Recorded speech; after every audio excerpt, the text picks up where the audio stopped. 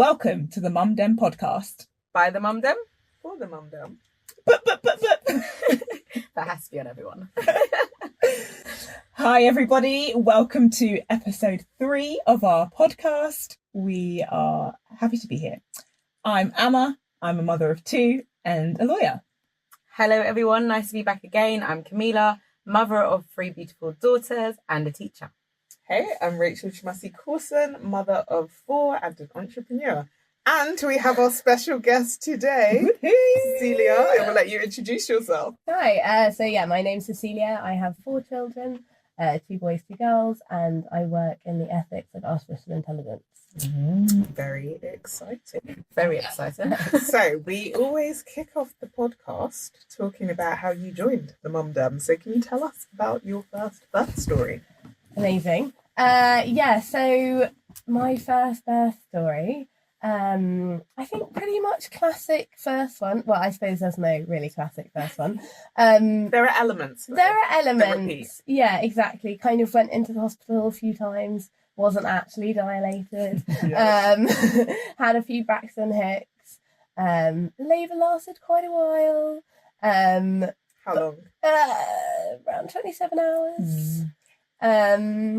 And it was interesting because my husband's family have insanely quick babies. So everyone kept calling us being like, is it born? Is it born? We were like, we would have called you by now if it hadn't been born. Yeah, exactly. I had a really nice kind of water birth to begin with. But then baby was in slightly the wrong position.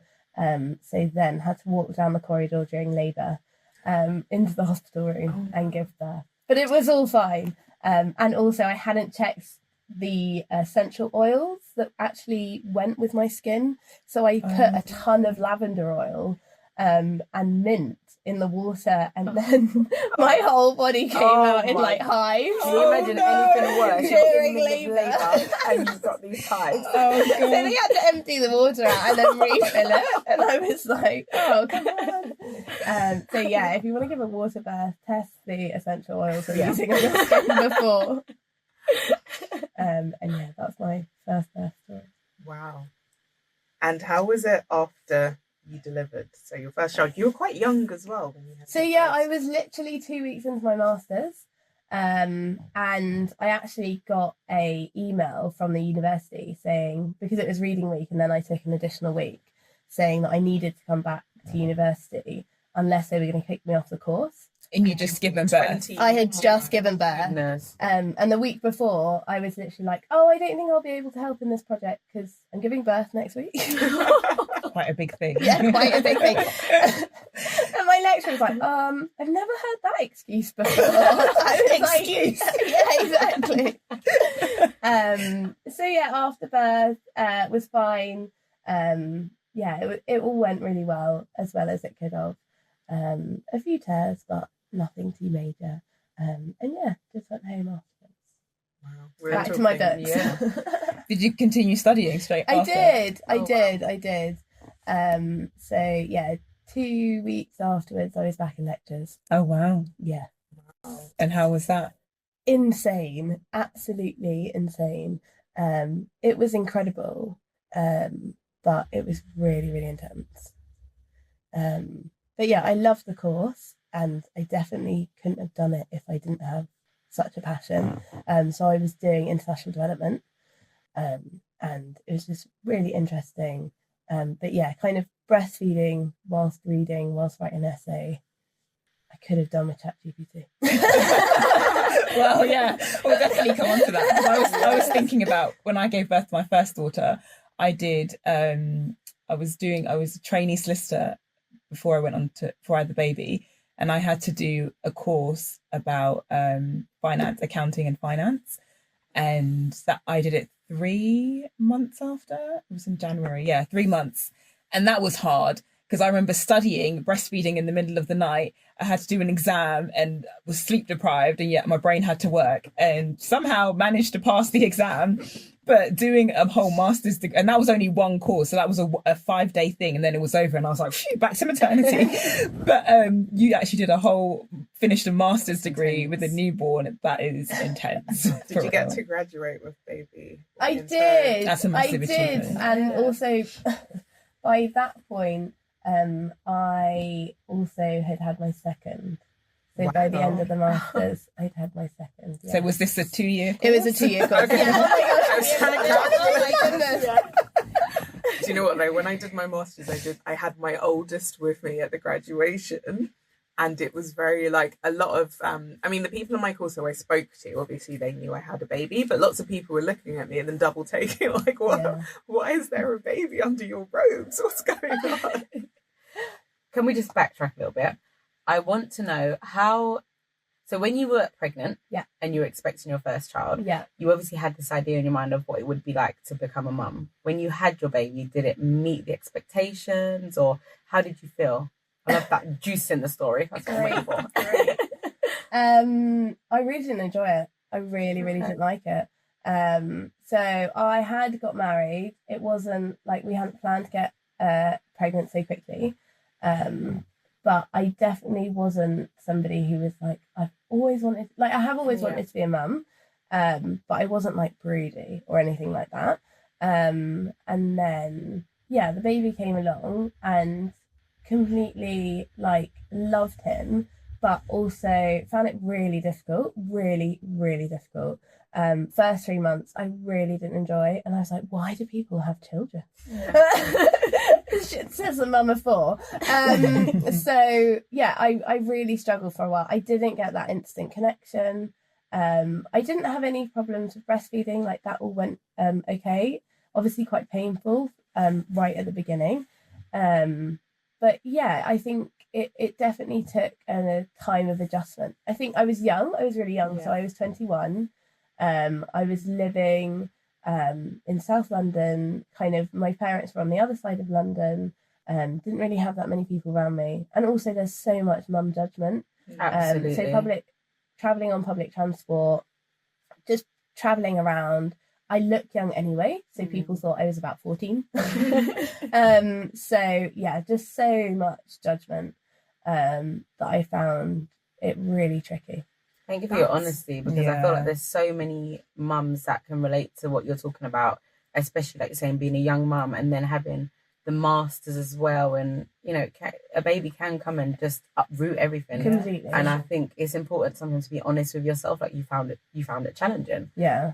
And going back to this bond. Yeah. So something we talked about earlier in the season is just the joy of bonding with your baby when you finally get to hold your baby, whether you have a short labour, a long labour, whether your baby's in, you know, the NICU, or whether you get to take them home straight away.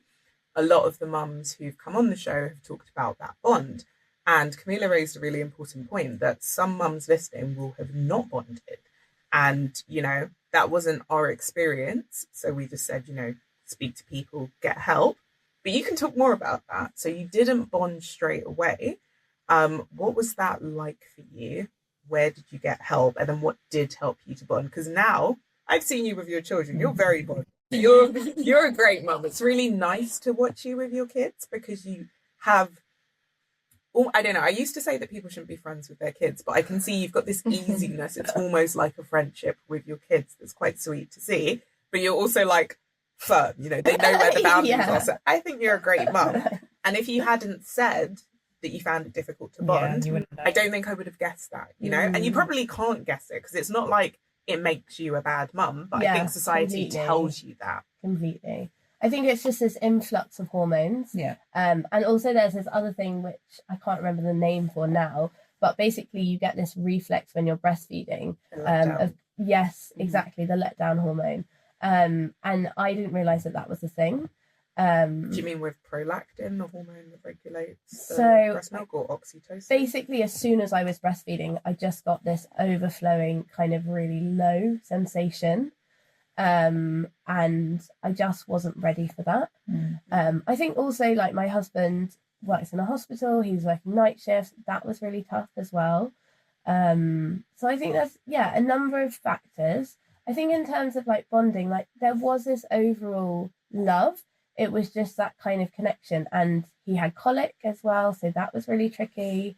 And I just basically didn't have like my tribe at that moment. But it's interesting because now having my fourth, completely different. I just feel so much more confident. So I think also just the anxiety levels as well. And also I was young, so lots of people are still going out. Lots of my friends had no idea how to react, had kind of no idea how to interact with someone who has a child. So kind of all my social network completely changed. And at times I suppose it felt like I got dumped a little bit, or just kind of forgotten off the radar. So yeah, now it's completely different, and I've enjoyed it so much. And I do look back at photos and I'm like, oh, amazing. And kind of after that initial period and just getting through it, I can really see that it's not necessarily, as you said, like it doesn't make me a bad person, but also your hormones are completely everywhere. And that was definitely true for me. I'm not sure whether I had postnatal depression or what, but yeah, it was definitely a kind of low time, and then just kind of got used to things eventually. And what did you do in those moments where you felt low? Was there anyone that you could talk to? Was there anything that you sort of did yourself, just for the listeners out there that might be experiencing the same thing? I think probably a variety of different things. Walking really helped me. So going out with baby, going for walks, trying to go to groups, kind of interacting with my neighbours was a really nice thing. So really randomly, I started up a residents association for the local area. As you do. Doing a newborn, doing a master's. I did some voluntary work with our church for the local food bank, because I could take baby in the sling. And that was really good, just interacting with so many different people. And my mum was a massive support as well, and my dad.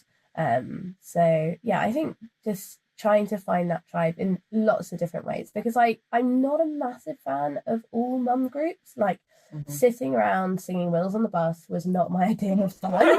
That's not to say it's a criticism in any way, but I just had to find something that worked for me, and I knew that wasn't the way, and I wasn't going to necessarily find it. But also kind of sitting in those uncomfortable moments and going to the library, pushing myself to things that I don't necessarily like, and meeting new people.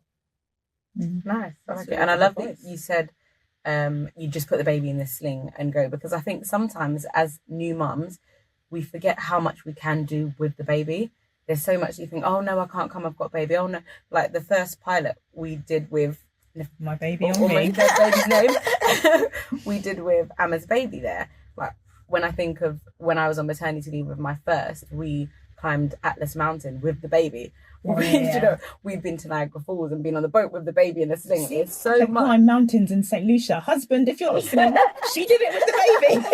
I mean, it was very dangerous when I think about it, but there's so much that you can do with the baby. I think sometimes we feel like, no, I can't go, because of that judgment. You know, when you were saying like maybe you're on the bus and baby's crying, or you might breastfeed in public. But, and it is scary at first because you've never done it before. Yeah, like you've never. Yeah, it's when you take that first step. And like, I remember going out with the twins for you to start off with. I was panicking. I was terrified to leave the house. But I was like, you know what? We need to do this together. We can do this. We're going to get them in the sling somehow. I was like trying to YouTube videos about how to use the sling. I bought a double sling. Oh, wow. And I didn't have a pram because I'm very dyspraxic and I cannot push things. I didn't get a pram until about 4 months. Yes, but I went to John Lewis, pick up John Lewis, and I tested several, and I thought I was about to drop $3,000 on a pram. And I was so relieved when the best one that was easiest to push and had the nicest wheels and everything was like 150 quid. I was very happy. But yeah, so I was using the sling for the first 4 months. Either me and my husband both had one in a sling, or I had this double sling. Yeah. And it was insane. It was, but we did it. We got out and spoke to some weird people. But people were so weird. Strange. When people see twins, they are. Yeah, I have a niece and see that's twins as well. I'm one of those people, though. I'm one of them. I'm like, oh, here we go, guys. Leave the mums alone. Leave the mums alone. I have a friend. If you're listening, big up this friend. You know who you are. She loves attention. Okay, so when we went out, she came and visited me a couple of times in the early days, and she put the babies in the pram and pretended she was their mum. And she walked around and I could do my shopping undisturbed. I will borrow you. And then she'd run over. She'd be like, how much did they weigh at birth? How long did the day take? Because she wanted to give genuine answers, even if it wasn't her story. I know. But I was so happy. And after a while, even she was like, I am tight. She's an extrovert who loves attention. She was like, how do you deal with this? And I was like, I don't leave the house. That's the thing. I just don't. Not by myself. Yeah. I mean, it's a completely different story with my fourth. So over the summer, we did a 6-week road trip across Europe with baby at like 3 weeks. So yeah, completely different person. So yeah, you can really do anything. You grow in confidence, don't you? You realise these babies are a lot more resilient and robust than I thought. I nearly went to Glastonbury by cancel. I realised the baby was going to be way too little. So. I mean, we did take my youngest to it's a reggae festival, the One Love Festival. I've got pictures of her at her festival.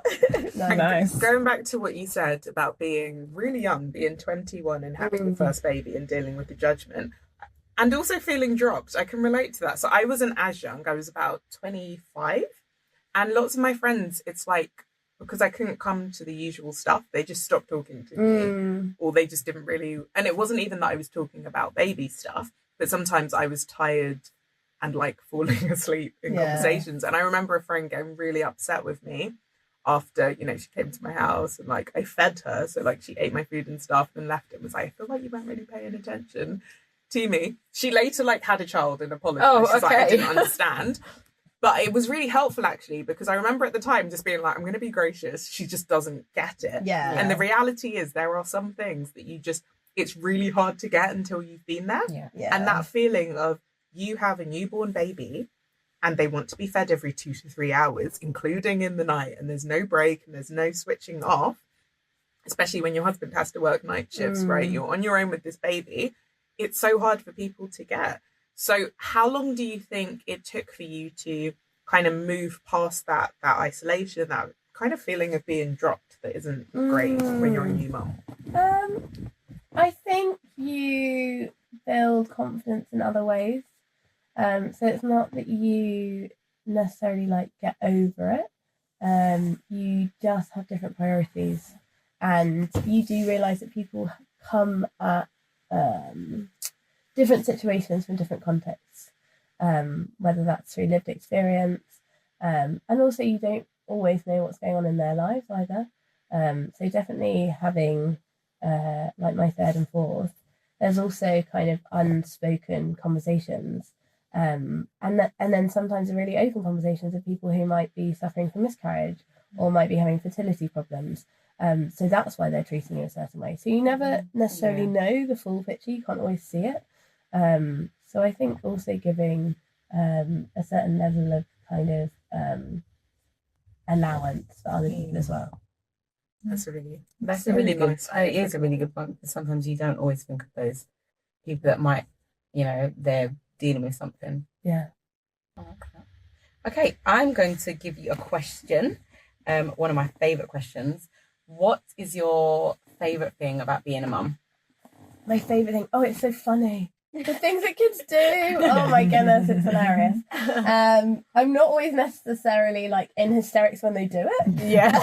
But in reflection, when you think about it after. Yeah. So we've had CDs in the toaster. Oh, wow. Yeah. Were they toasted? They were toasted, yeah. So we had a very melted audiobook and a very broken toaster. We had April Fool's Day recently, so the kids did full kind of Home Alone style, sellotaping the whole house, very liquid on the stairs. So yeah, they did it to each other or to you and your husband? Oh. Yeah. I love that they're a got team. so into it. He was like, I videoed it behind him. He was like, "Oh, I'm falling down the stairs. Oh dear!" And the kids were just in hysterics. And I just love that kind of like childhood innocence. Yeah. And the love of conversation as well. Like my kids love to chat to anybody. So on the train, they will just strike up a conversation with anybody. And when we lived in South London, I remember when my first child was probably about like, how old? Maybe 3. And he like just went up to the person next to him and got the headphone and pulled it from their head and went, "What are you listening to?" And I was like, "You can't really do that." So the guy was so chilled and he was like happily chatting along. So there's some really, really funny moments. And just kind of like all being together and like celebrating highs and lows together as well.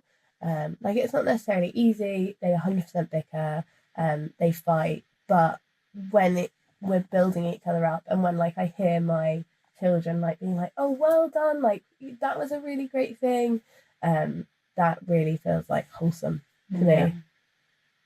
I love that. Yeah. Emma, have you got the next question? I do. I was just thinking about There's so many, but no, it is so beautiful, and this is why you've done it full time. Yeah. It's so nice. I like that you said about the innocence. Like to them, why wouldn't you go and listen to someone else's music? I want to know what you listen to. Tell me what you listen to. So, completely. that's a beautiful thing. Yeah. So, what is the best piece of parenting advice that you've had? Oh, best piece of parenting advice. I would say just to hold things lightly in the moment. So I think there are things that can happen as a parent that might upset you or disappoint you, or I think when parenting gets really hard, I would say like hold those things like lightly, because we can focus really strongly on them and think, "Oh my goodness, what have I done?" or "What has the child done?" And it's all because of my bad parenting. It's all because of X, Y, and Z. Like when I had children, I never thought X would happen or Y would happen. And I would say like take those moments lighter and don't put so much pressure on your shoulders. So that kind of, yes, there are moments when you can reflect and maybe your child's not behaving in the way that you would like. So for instance, I had a lady, so the kids were running around the pole on the tube the other day. And the lady was like, "You need to keep your kids in order." And I just kind of said, "Thank you so much for your advice. I don't know you. But like, sorry," because they fell into her shopping. Left that bit out. And actually, I was like, "Thanks so much, but I don't actually know you, so your opinion isn't that valued to me. Never going to see you again." No, so exactly. And also she was like, "Oh, my nephews and nieces would never do that." And I'm like, "I'm not going to get in an argument with you." And then like my kids sat down, one was reading the newspaper, one was playing double. And I was like, that kind of stuff I just held lightly, because I am a much more confident parent. And you don't need to necessarily listen to other people's opinions. Sometimes, obviously, there are pearls of wisdom that people, the public, will give you, and that could be of use. But also, when things are going wrong, kind of take a breath, remove yourself from the situation. It's not the end of the world, in most cases. And that's kind of really good advice. No, it's great. It's really good. And I think we've all been there with our kids going wild in public, and then some member of the public decides to make it worse. You know, shame the struggling mum one day. That's really going to help. Completely. I don't get people like that. I remember I was on the school run maybe a month or so ago, and there was this mum, and her child was absolutely losing it. Like to the point where the mum is sweating. You can see that she is close to tears. The looks that this woman was getting. So I went over and I gave the baby a bit of watermelon. I had some watermelon, and he stopped crying. She was like, "Thank you so much. Like, thank you." And I'm like, there needs to be more people like that that will see a mum. Like, if I see a mum struggling to put down a buggy or put up a buggy, maybe it's because we're mothers. Oh my goodness. I'm not going to see a mother struggling and just... So many times I've had to ask, like, "Can you help me like to 16-year-old boys who've got their headphones. And actually, when you ask them, they're like, "Oh yeah, sure, just in another world." Yeah, absolutely. So actually asking for help, or when I was pregnant, some people would definitely ignore you and like heads down, but also lots of people are just kind of like, oh, like just in their own world, dealing with their own things. And I'm like, can I sit down? Like, I have a big bump here. Yeah. People are like, oh yeah, sorry, so sorry. Didn't even. Like, someone refused once, was it to you? And they said, I didn't impregnate you. Not once, multiple times. So I lived in Romford at the time, which was mistake number one. And at the time I was working at UCL and I was travelling in on that train, you know, like Romford, Ilford, Stratford, whatever, into central London. And I would frequently have to ask, and I had 3 different occasions. This was, so before I had my daughter, it was just pre-Brexit, like the vote was about to happen. Romford is quite segregated and people would make really weird, sometimes racialized comments. I got people saying things to me like about the Brexit vote, and it's like, dude, I'm just pregnant and I want to sit down. Exactly. Why are you talking to me about They politicise. Yeah, I remember one conversation ending with, well, you're one of the good ones, and I was like, no, dude, no. I thought we were getting somewhere because I used to try and engage with them. So I had weird racist stuff, weird conversations, and the one that really shook me, which is probably when I called you, I was probably crying, I was so emotional in my pregnancies, was when I said, oh, could I sit down, please? And I wasn't just pregnant. I had terrible hyperemesis and I was like vomiting. I was sick, but I still needed to work. I was young, you know, we'd just gotten married. Like I needed to go to work. And this guy said to me, well, I didn't get you pregnant. And then what the worst bit was, another woman joined in and I was like, oh, I just need to sit down. I'm sick. And she said, if you're that sick, you shouldn't be on the train. Stay at home. And I couldn't believe, and no one else on this packed commuter train, no one stood up for me. No one said anything. That's terrible. I know. That's when community failed. And that was the worst. But there were multiple conversations like that. And there was the time I threw up on the train. It was quite early, so maybe I wasn't showing. After that, someone from TfL, who's very kind, like escorted me off the platform, made sure I could call my husband to come get me, and then gave me a badge and was like, wear this. Like, you don't know. But I vomited and everyone just like stayed away from me. No one like checked I was okay. And I thought, it's not like it's going to be from a night out. This was like 8:30 a.m. when I was on my way to work wearing smart clothing. It was just really strange to me. So I love what you guys have said. And I think there can be all sorts of conversations around like mums being entitled and we expect people to like give us the window seat or to help us out.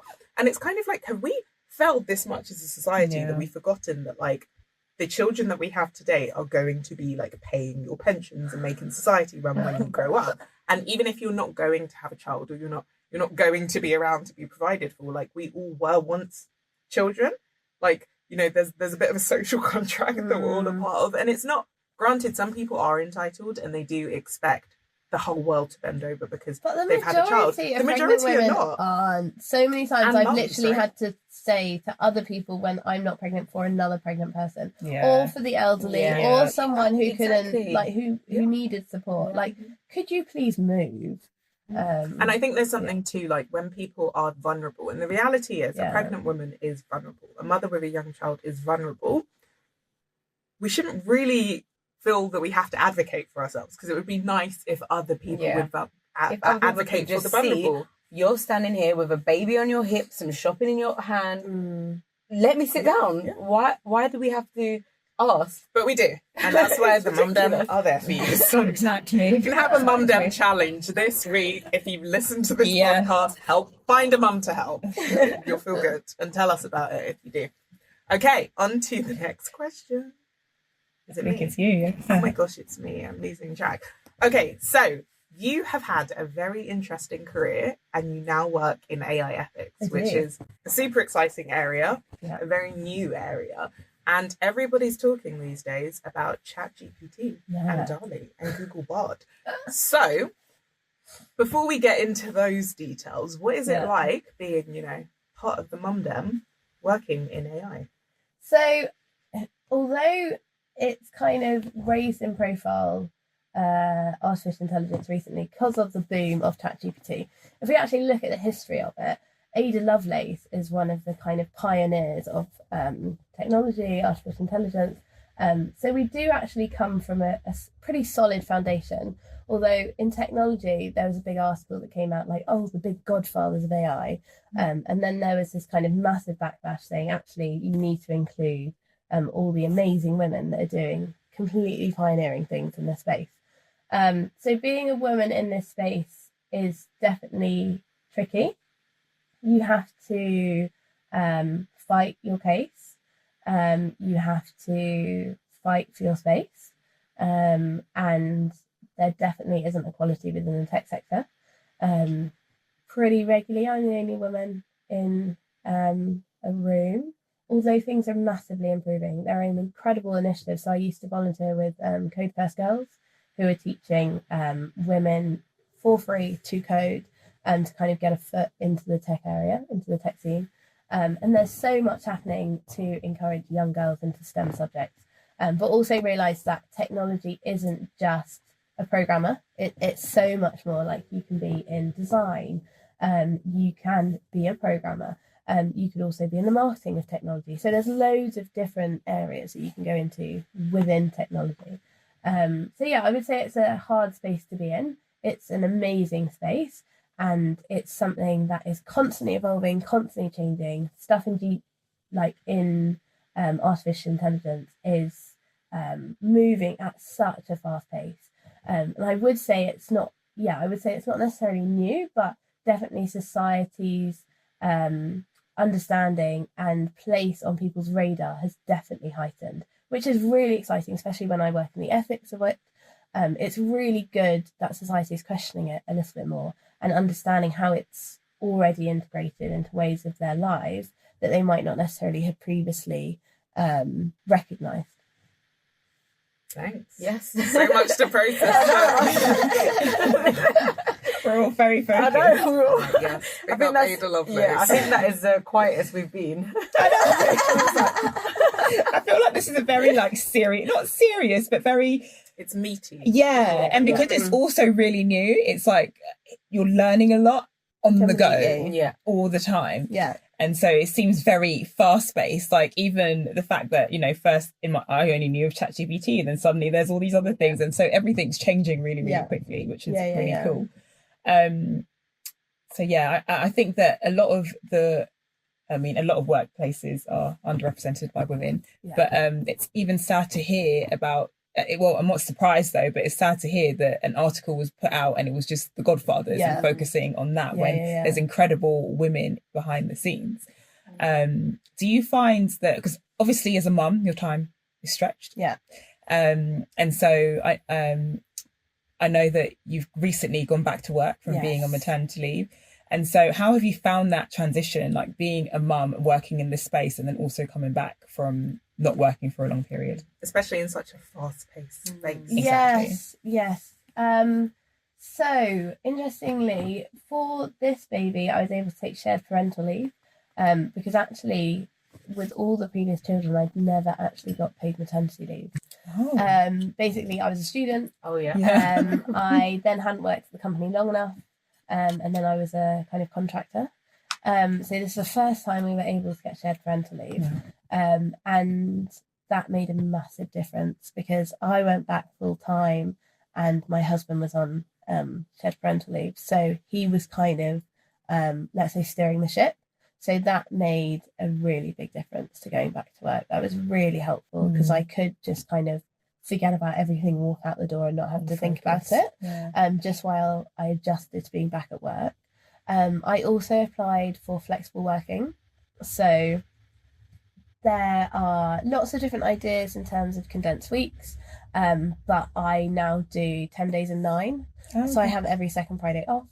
And then I also do a different kind of timetable. So I start at 7:30 and I finish around 3:30. So it means that I can be there for pickup. Because for me, there was a lot of, so one of my children has dyslexia, and my other children were kind of having a few friendship problems and stuff like that, just general things that kids face. And it was really important for me to be there at pickup time because stuff was getting lost in translation quite often. And I really needed that touch point with the teachers. And I really saw the importance of that this maternity leave. So that's why I changed my hours. So I start earlier and I finish earlier. And also when you're waking up several times in the night, I mean, I'm pretty brain frozen at 4 o'clock. So there's not really any point having me at work there. So it's better for the company for me to start earlier because I'm up super early anyway. And I think this time it's been a bit harder because I'm more senior than I have been previously. So there's more responsibility, there's more decisions. And I think just finding alternative ways to educate myself. So things like when I'm commuting in, I listen to podcasts, funnily enough. And I keep up in like lots of different ways. So chatting to people, it's not just about kind of sitting in front of my computer. And what do they say, like work smarter, not harder. Being a mum really gets you working so hard. You have to, because you're working so hard to like keep these small humans alive. You have to make sure that your time is not wasted. Like I do think that mums can be some of the most efficient employees or entrepreneurs. Employers, if you're listening, we're great. Exactly. And it's crazy because we're so discriminated against. People don't want to hire mums because they've got kids, they have to go get their kids, and it's like, do you know how many talented women are doing all of these amazing like volunteer projects unpaid just because they're bored, because they want to use their brains? We've got this huge untapped workforce. I wouldn't even say they're bored. I would say the opportunity for them to find a job that fits around their other caring responsibilities is a serious problem that we have in society. So it's really great that you've been able to have that flexibility in your work. That's 100%. Fantastic. And that is really good about the tech sector because I only go into the office once a week, and it's very accepted far before COVID for you to work from home. And that's what's great about the tech sector. It does have a really big retention problem, but I think with more workplaces understanding the benefits of working from home, hopefully things will look to change. Hopefully, not if the government have anything to do with it. It's a story for another day. Yes. Okay. Next question: what would be, if you had to choose one thing, the biggest thing that we could teach our children about tech, about AI? So this is a really tricky one to narrow it down to one thing. I would say that social media is going to have a huge impact on their lives. And there's a lot of momentum gaining with something called smartphone-free childhood. And I think as parents as well, we need to realise the implications of social media. Because someone was like, but it's a bit like when you see kids at university and they've had really strict parents and they've never been able to drink, and then suddenly they go absolutely wild. But you've got to think that the pubs close, so they're not allowed to drink 24/7. You have like certain limitations, you have support, you have police, you have the health services. There's a huge infrastructure around if you get drunk. There's no infrastructure with social media. There's no kind of barriers. There's lots of things that you can interact with that might stop your child from interacting with stuff, but essentially they're going to get through it. They do talk. So there's a lot of stuff that's going to go through. I think also children need to realise about image manipulation and fake images, and more websites like Instagram. So the images that they put on there are basically training their models. So these can be manipulated, these can be recreated into things that they might not necessarily like, but also with regards to that comparison element that lots of children have whilst they grow up, you're not actually seeing reality. And that's something to really strongly keep in mind as they grow up, is intentional social media is something that I was listening to recently, is that we teach our children how to be intentional with it. So could you get inspiration about this amazing creative doodler or artist, or could you look at breakdancing or something like that, rather than just seeing, I'm missing out on this, I haven't been invited to that, this person looks like this, I look like this. and actually using it much more intentionally and as a kind of creative space.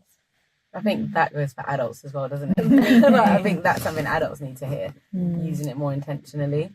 I think that is so important. For sure. Is that comparison? These apps to limit my social media usage. Absolutely, because comparison stuff is real, isn't it?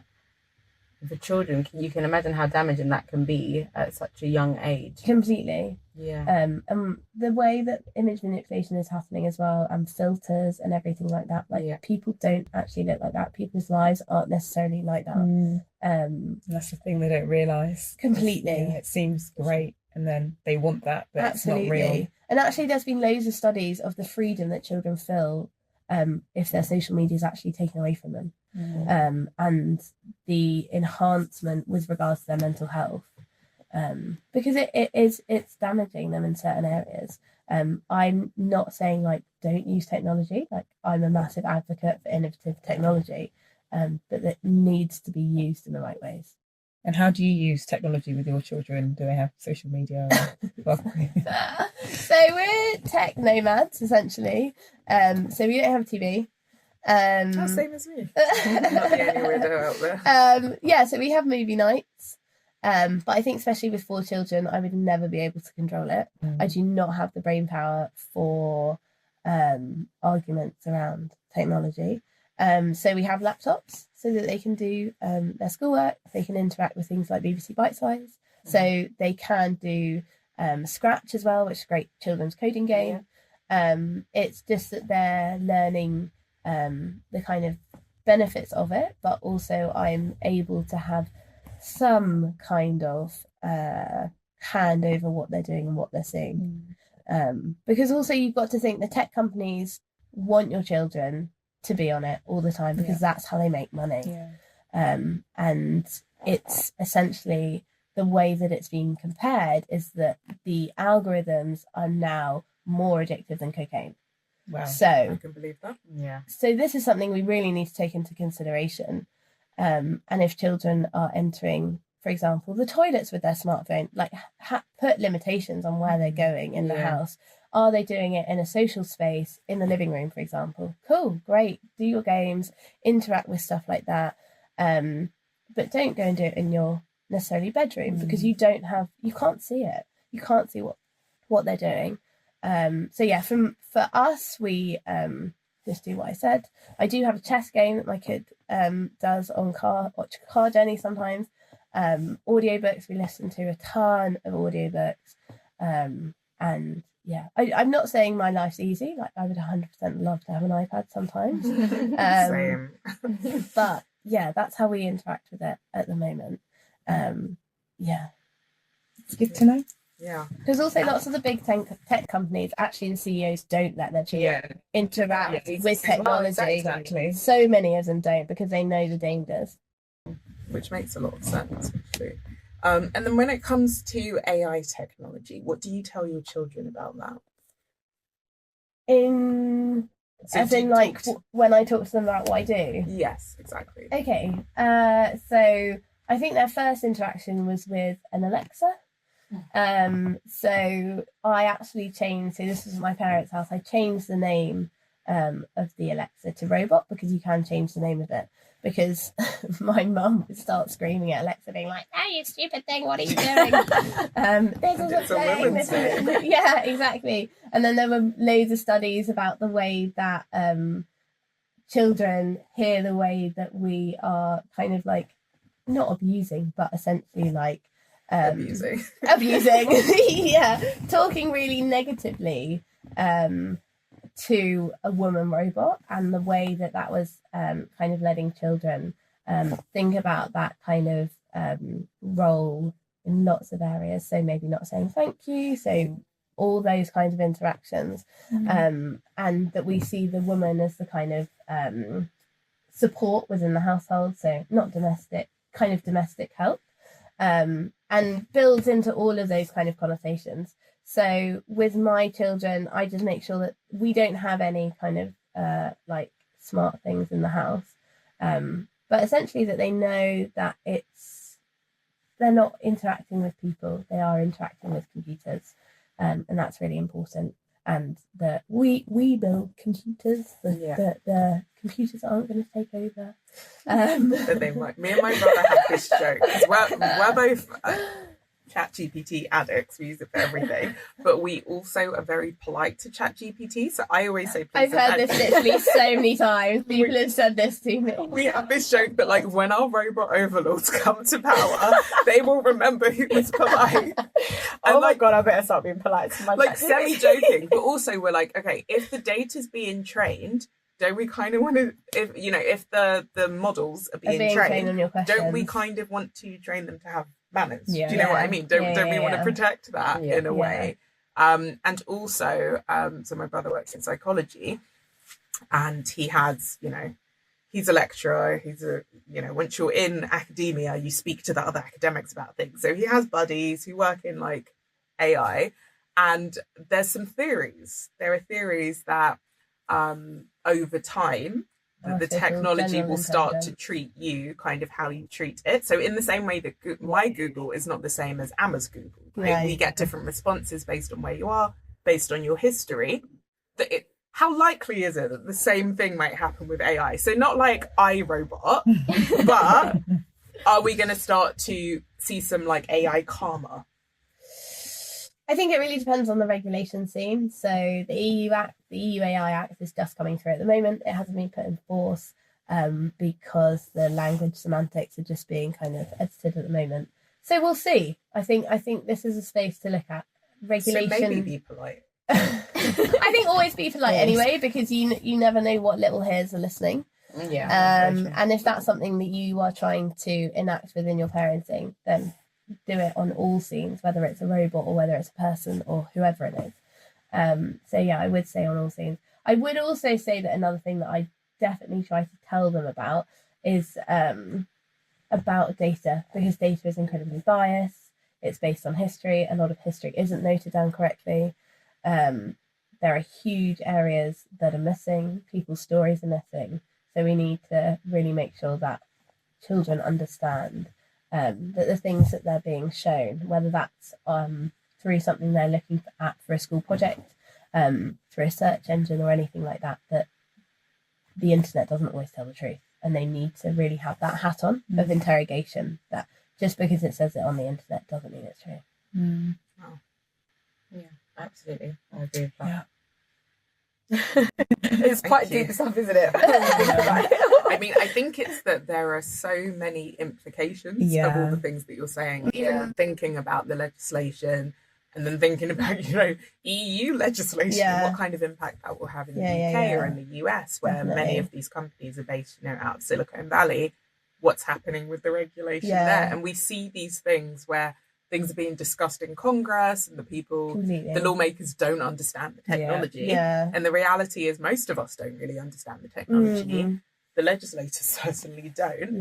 And that's why I guess your work is so important, working in AI ethics and being able to have some involvement in guiding those conversations. Do you feel like the lawmakers in the UK are listening to people like yourself enough? So we've got the new, so it's the Online Safety Act.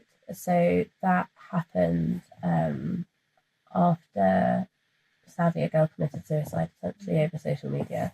And there was a parent advocate who really wanted to pioneer the way in which the UK regulation scene supports and protects children, because at the moment there isn't those protections on the internet. So that has definitely developed, and there are more and more things coming out for that protection. Lord Clement Jones, so he runs a group that looks at AI across, like, cross-party, cross-parliamentary, cross-business, which I'm part of, and he's definitely doing loads of really brilliant work. Another organisation called the Ada Lovelace Institute is also doing a lot of really good work in this space, and people are more and more bringing the awareness to the front. So I think it's a work in progress. I think just watch this space, essentially. But yeah, lots of people, because the UK brought out a white paper, and it's not just about what gets put in regulation, it's the way that it's enforced. Obviously, you'll know about this, but we need to make sure that, yes, we could have all these tick boxes say, oh, we don't allow this and we don't allow that, but if it's not actually enforced, then maybe it's better to have a smaller list that's enforced properly. But that's a whole other discussion. Yeah. Absolutely. Lots to think about. But it sounds quite positive and hopeful overall, which is nice. Yeah, I want to be really positive. Like, there's a lot of problems happening with artists and creatives with regards to intellectual property, because people's images are being used in generative art. And their words are being used. Their words are being used. So many different things are being used. And I do think the UK really needs to step up in that sense.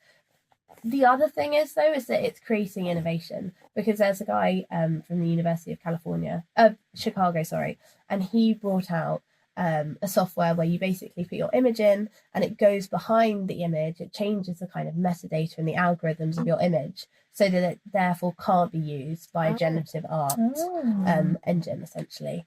And there's lots of really clever things coming out with regards to that.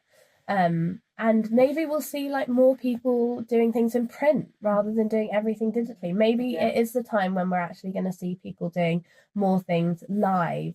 Or, for example, like lots of people are doing things, artists are recording the creation of the picture rather than the end picture so that it can't be used. So I think it's a massive innovation opportunity. And I don't think that we should just sit back and saying, oh, isn't this awful, all these things that are being done to us? Like, if we don't like it, let's creatively think about ways that we can go around this.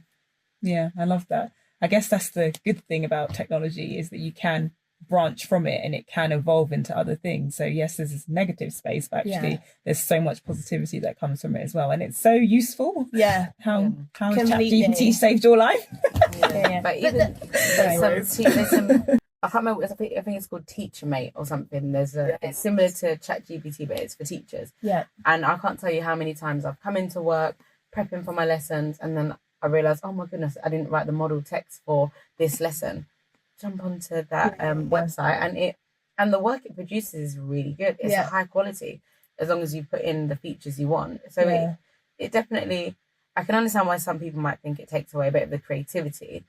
But at the moment, I'm in year 6, and what I need those features. I need to, show children how to use those features. So I think it definitely has its place, and I absolutely am loving this TeacherMate. Anything that makes life easier for teachers is a good thing. And for mothers, isn't it? You know, you might. I've used it to come up with chore charts. I've used it to help with like an email draft, like party plans. Like I'm like, okay, this is the food, these are the allergies, this is the budget. Give me a shopping list and meal suggestions, and these are the things they don't like. And sometimes it's like, it's terrible. Sometimes it's great, but even when it's terrible, you usually get at least a start. It's a starting point, exactly. That's a good start. Mum Dem, you need to get on these apps. Well, what do you think about children using it for homework and stuff? Oh yeah, that was one of our questions.